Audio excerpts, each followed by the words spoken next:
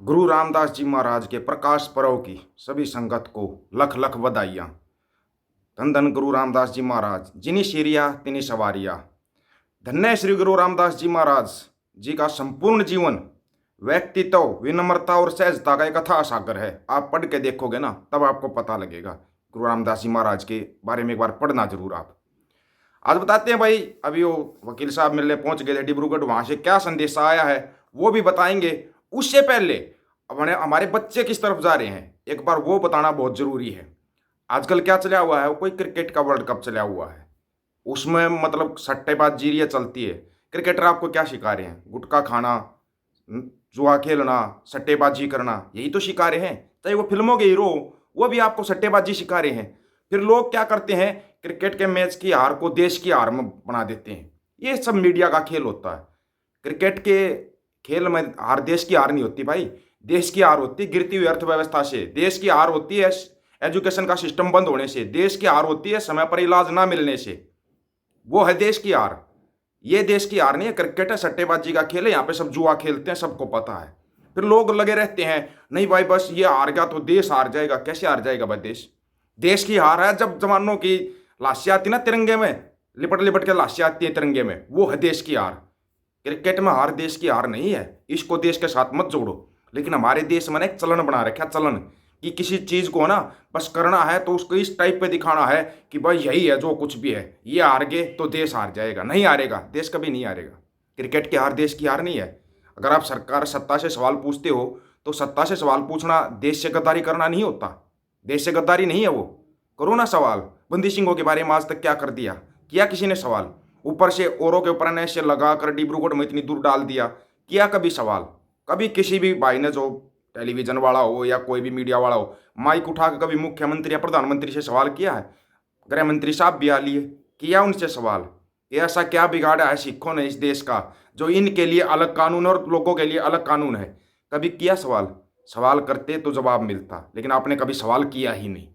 ये सवाल ना करने की जो कमी है ना, बस आपको दिखा दिया ये है, बस सट्टेबाजी, जुआ, ये अलाना, ये सब चलता रहेगा। कभी उठती है क्या टीवी में? आज तक डिबेट हुई है बंदी सिंहों के लिए? कोई एक डिबेट बता दो मेरे को भाई, ये डिबेट हुई बंदी सिंहों की रिहाई के लिए, डिबेट हुई थी? हुई है कभी? ऊपर से सिरसा जैसे बोलते हैं मोदी साहब ने बहुत अच्छा किया, जो नीलाम कर रहे हैं मॉडल को, नीलाम कर रहे हैं तो अच्छा कर रहे हैं। ये वो लोग हैं जो मतलब अपना, इनका घर नीलाम होना उस दिन जाके बात बने। इनका घर जिस दिन नीलाम करेंगे ना, उस दिन से ही बात बनेगी। तब बात बनेगी, तब बोलना सिरसा साहब, तब बताना कि मोदी साहब बहुत अच्छा कर रहे हैं, हमारे घरों को नीलाम कर रहे हैं।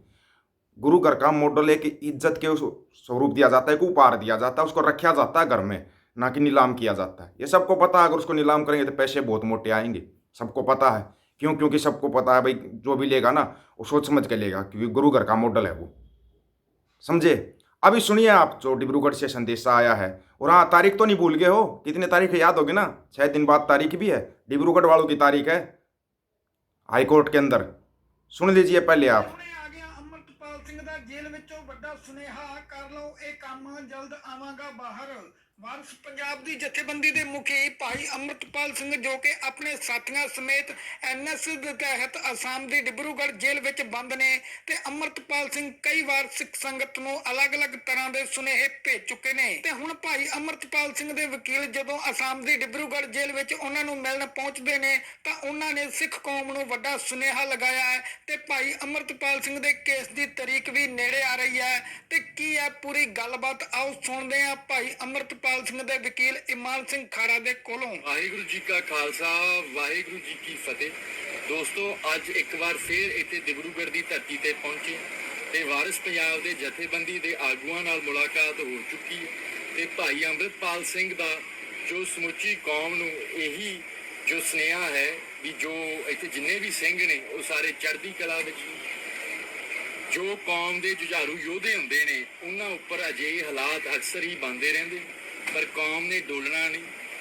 ਤੇ ਸਮੁੱਚੀ ਕੌਮ ਨੂੰ ਮੈਂ ਵੀ ਇਹੋ ਬੇਨਤੀ ਕਰਦਾ ਵੀ ਜਿੰਨੇ ਵੀ ਬੰਦੀ ਸਿੰਘ ਨੇ ਕੌਮ ਦੇ, ਉਹਨਾਂ ਦੀ ਰਿਹਾਈ ਦੇ ਲਈ ਆਪਾਂ ਸਾਰੇ ਅਰਦਾਸ ਬੇਨਤੀ ਕਰੀਏ। ਤੇ ਜੋ ਵਾਰਿਸ ਪੰਜਾਬ ਦੇ ਜਥੇਬੰਦੀ ਦੇ ਸਿੰਘਾਂ ਦੇ ਜੋ NSA ਵਾਲੇ ਕੇਸ ਨੇ, ਉਹਨਾਂ ਦੀ ਅਗਲੀ ਤਰੀਕ 6 ਨਵੰਬਰ 2023 ਤੇ ਪੂਰਨ ਤੌਰ ਤੇ ਪੈਰਵੀ ਹੋ ਰਹੀ ਹੈ। ਜੋ ਸੈਂਟਰਲ ਜੇਲ੍ਹ ਅੰਮ੍ਰਿਤਸਰ ਵਿਖੇ ਉਹਨਾਂ ਦੇ ਕੇਸਾਂ ਦੀ ਪੈਰਵੀ ਵੀ ਹੋ ਰਹੀ ਹੈ ਤੇ ਇਹੋ ਇਹੋ ਮੇਰੀਆਂ ਸਾਰਿਆਂ ਨੂੰ ਬੇਨਤੀਆਂ ਨੇ। ਵਾਹਿਗੁਰੂ ਜੀ ਕਾ ਖਾਲਸਾ, वाहेगुरु जी की फतेह। 6 नवंबर है भाई अगली तारीख, ये 6 आने वाली 6 नवंबर। इसमें हो सकता है कि भाई किसी अरदास में, अगर आपकी अरदास में इतनी ताकत हो तो पहली तारीख पर ही फैसला हो जाए कि नशे क्यों लगाया गया था। हालांकि इस सवाल का एक जवाब है, किसी को पता ही नहीं है नशे क्यों लगाया गया। पंजाब सरकार बोल रही है हमारे पास तो रिपोर्टें आई थी, मतलब इनके पास कोई भी कुछ भी रिपोर्ट दे दो उसके ऊपर ये कार्रवाई कर देंगे। तो पंजाब सरकार के पास तो बार बार बंदी सिंघों के लिए भी लेटर जाते हैं कि बंदी सिंघों की रिहाई होनी चाहिए।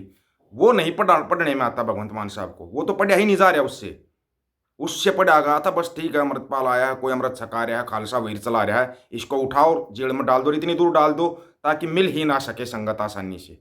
ये था कारण, आसानी से ना मिल सके। खेल कुछ और दूसरी तरफ जा रहा है, ये आपको बता रहे हैं, इशारा दे रहे हैं।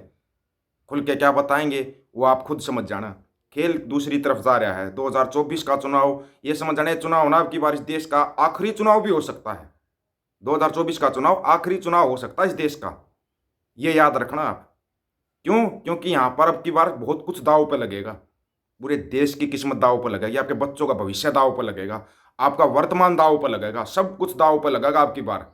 अगर उससे बचना है, 6 तारीख को सुनवाई है, विनती करना, अरदास करना कि 6 तारीख को ही फैसला हो जाए। फैसला हो जाएगा 6 तारीख का डिब्रूगढ़ से पंजाब और पंजाब से फिर बेलपबार, ताकि फिर से खालसा वहीर चल सके, फिर से बच्चों को नशे से दूर करवाया जा सके। हालांकि अमृत तो छक रहे हैं, वो तो अभी भी छक रहे हैं, अमृत तो अभी भी छक रहे हैं, लेकिन एक लहर बन गई थी युवाओं में। उस लहर को तोड़ने के लिए ये सब किया गया है, क्योंकि नशे का कारोबार ठप होता रहा था। नशे का कारोबार ठप तो भगवंत मान साहब की सरकार कैसे चलती, पैसा कहाँ से आता? नशे के कारोबारियों से तो पैसा आता है ना। तो ये सब चीज़ें है ना, ये खेल जो है, खेल शुरू हुआ था नशे के तस्करों से, और खेल कहाँ पे खत्म हो रहा है? पंजाब के युवाओं पे आकर खत्म हो रहा है। ये चीज़ आपको समझनी पड़ेगी। ये जो नशे के तस्कर है ना, ये बर्बाद कर रहे हैं पूरे पंजाब को। जब तक इनके ऊपर लगाम नहीं लगेगी तब तक ऐसे युवा जेल में सड़ता रहेगा। आप लोग बाहर कट करते रहना कि इसका कोई फायदा नहीं होगा। सबसे ज़रूरी बात है कि जो नशे का कारोबार है ना, ये बंद होना चाहिए। तो पंजाब के अंदर, हरियाणा के अंदर विशेष तौर पर, हरियाणा को नशे के उसमें नंबर 1 बनाया जा रहा है। अगर नहीं पता हो, नंबर 1 पे लेके आ गया हरियाणा को। ये सब रुकना चाहिए। और नशा भी कौन सा, वो टिक्के वाला पता नहीं कहाँ से आया है। बहुत युवा मर गए हरियाणा के अंदर भी, बहुत सारे युवा टिक्के लगा लगा के 15-15, 16-16 साल के बच्चे मर रहे हैं। तो इन चीज़ों की तरफ ध्यान देना पड़ेगा। अरदास करना, विनती करना भाई 6 नवंबर को ही फैसला हो जाए और खुशखबरी जल्दी मिल जाए। 6 तारीख को खुशखबरी मिल जाए आप लोगों को। वो मिले हैं, वकील साहब मिले हैं, उन्होंने बात किया भी, ठीक ठाक है। 6 तारीख का इंतजार है, 6 तारीख को क्या फैसला होता है वो भी आप सबको बता दिया जाएगा। सभी साथियों को राम राम, नमस्कार, आदाब, सत श्री अकाल। वीडियो को ज़्यादा से ज़्यादा शेयर, चैनल को सब्सक्राइब और बेल आइकन को जरूर दबाना दोस्तों। ऑफिशियल दीपक फौजी यूट्यूब चैनल, बात हक और सच की करेंगे, हक सच की बात हम करेंगे। वीडियो को ज़्यादा से ज़्यादा शेयर करने की जिम्मेवारी आप लोगों की है। वाहेगुरु जी का खालसा, वाहेगुरु जी की फतेह। नानक ना चढ़ती कला, तेरे बहाने सरबत्ता भला, सरबत्ता भला मांगती है कौम।